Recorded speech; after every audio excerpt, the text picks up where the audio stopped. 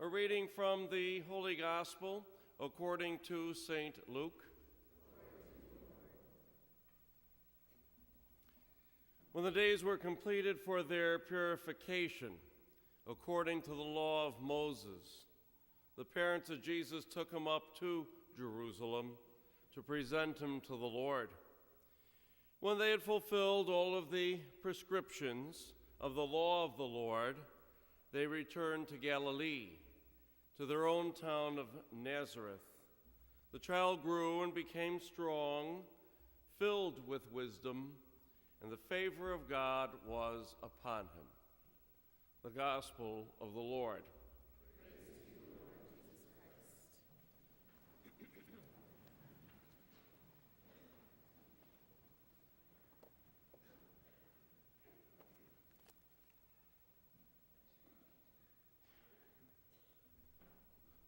So for those following along in the Missalette, were you surprised this morning, huh?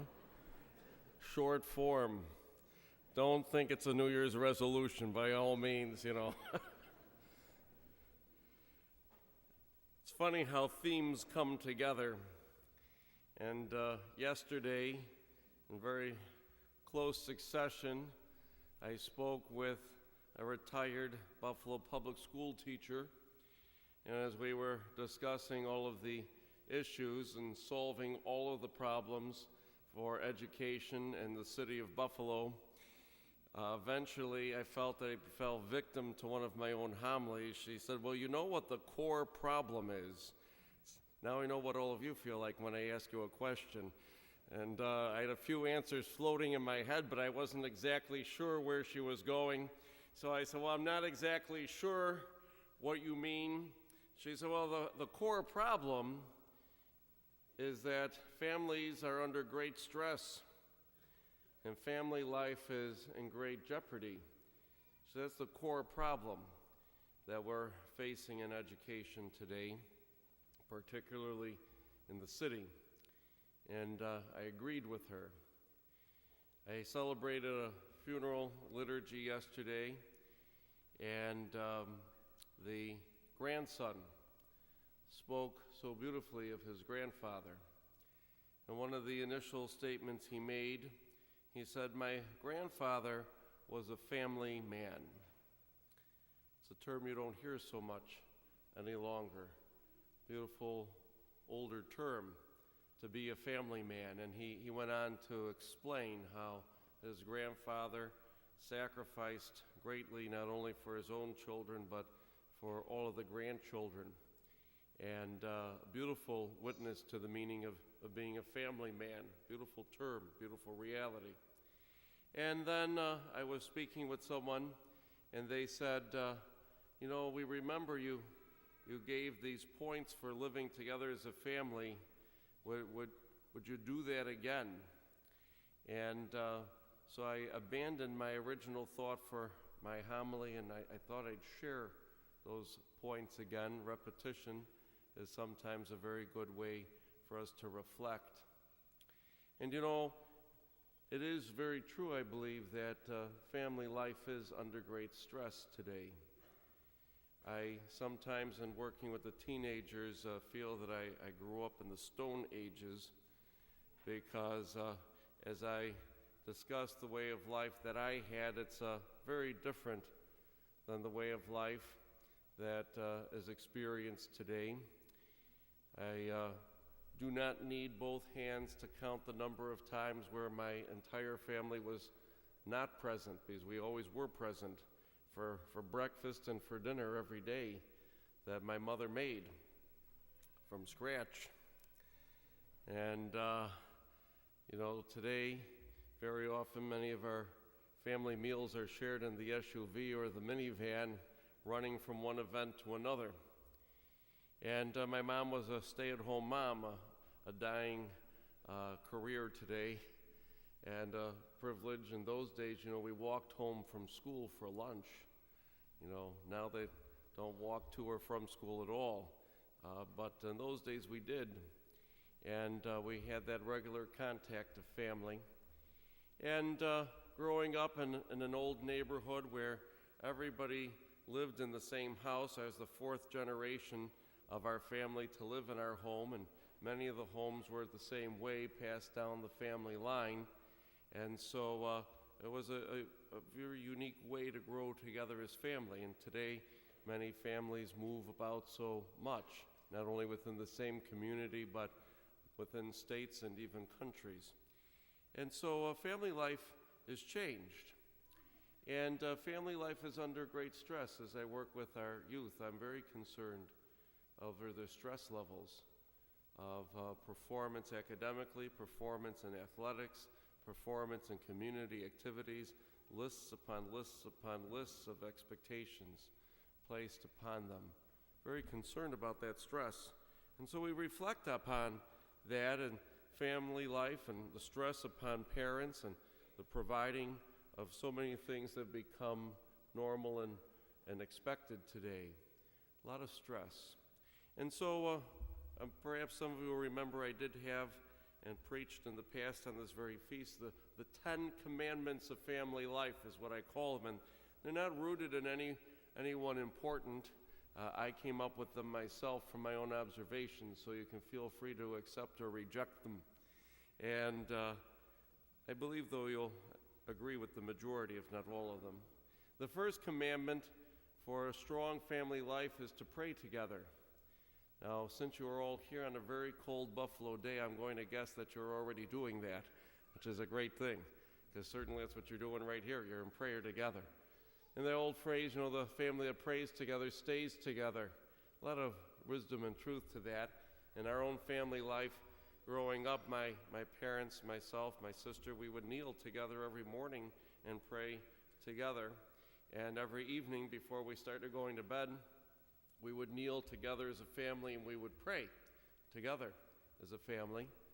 And in those days, there were many things that went on in church in addition to Sunday Mass. Of course, we went there every Sunday together, but then there were many different Marian devotions and other types of prayer services and even beautiful processions, Eucharistic processions in the streets. Some of the older people among us may remember those. We were always part of those things. So certainly the element of faith and prayer united us. And so the first one, families need to pray together. And so very important, if it's to pray the rosary together, if it's to sit together and at home read the scripture maybe for the coming Sunday so that you're prepared to hear those readings and understand them before you hear the homily. If you pray together, simply offering your intentions. I'm so very impressed with our youth here at St. Greg's. Every youth group meeting, if it's Life Teen, if it's Edge, if it's any gathering of the teenagers, we usually end by what we call the popcorn prayer. We don't serve popcorn. But what it is we all hold hands and everyone has the opportunity to speak and to offer whatever prayer it is they would like to offer. And I'd say in the upper 90 percentile, every time we do this, the teenagers will pray. And their prayers are really very profound and beautiful. And we learn a lot of what is going on in their lives as they offer those beautiful intentions to the Lord. A beautiful way maybe to pray together as a family at home, something very similar. So the first rule, pray together as a family. Second commandment, parents, love your children and tell them that. And children, love your parents and tell them that. So very often we're afraid of that four-letter word, love, and it's very important that we speak those words to each other. So often our young people will tell me, I know my parents love me by all they do, but they don't really ever say that. And a very great blessing I always had in my family, we always told each other in a very meaningful way each day that we loved one another. So very important to use those four letters each day to express those words of love. And for parents to tell your children very clearly that you do love them. And for children to make sure you do that, especially as we get older into our teenage years, it's a little harder for that very difficult word love to come out. But to be able to do that, to say that with meaning and effect. The third commandment for parents in particular to listen to your children. I think it's very important. For the real youngsters among us, they do have an ability to see and observe all of what is going on. I'm sure many of you have had the experience, and I just find it to be some of the best moments of family life, when the youngest of children will blurt out something that was privately said at home in front of the entire family at a very embarrassing moment. How many of you have experienced one of those? I think it's just great. And the kids have the ability to hear and listen, and they also have their thoughts as they see what is going on. It's very important for us to listen to our children, especially to listen to our children as they mature into being teenagers. Very important to listen to what is going on in their lives, so we're able to really address what is going on in their lives. And very much important for us as children to always listen to our parents as we mature, too, to listen to their wisdom. The fourth commandment is probably the most serious, and that one is for parents to teach their children coping skills. I'm very concerned about this, simply because every year in this nation, as long as I'm ordained, every year suicide is, if not the number one, it's the top 3 causes of death in the lives of our young people. It's usually number 1. Now it's being eclipsed by the entire drug problem, which is also symptomatic of not having coping skills in part. We've taken this so seriously that on the confirmation retreat, we spend about 3 hours. We bring in a good Catholic psychologist to come in to work with our teenagers, because we are not teaching them how to fail. I'm all about self-esteem, but I'm not about artificial self-esteem. And the fact of the matter is, we all do fail at times. We have failed in the past, and we will fail personally in the future. And very often today, what I see, and if you don't believe me, you can read all of my emails, we try to take any consequences or failures away, and the consequences and failures away from our young people, and in so doing, we're not teaching them how to cope in those very critical moments. And the time is going to come when they're not going to turn to us for the assistance they may need, and they're not going to know how to deal with it. It's a very serious matter. We do need to teach our young people how to cope with moments of failure and how to have hope in the darkness of the moment of failure, that we will grow beyond that. Very important.